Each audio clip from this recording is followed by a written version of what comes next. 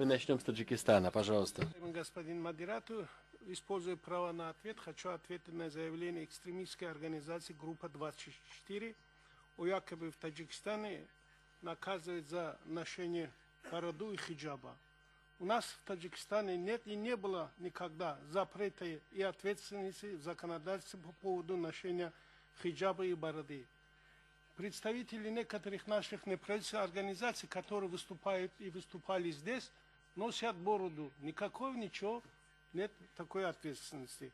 Хочу также отметить, что никогда наш президент и нигде не сказал, якобы такие женщины являются глупыми. Это является явной ложью, клеветой в отношении президента.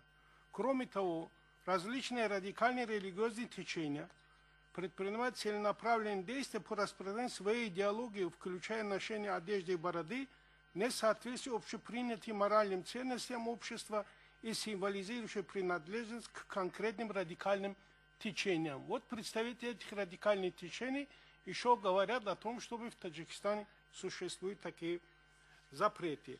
Кроме того, хочу заметить, что в законодательстве республики не предусмотрен запрет на получение религиозного образования за рубежом. Сотни и даже тысячи сейчас обучаются за рубежом.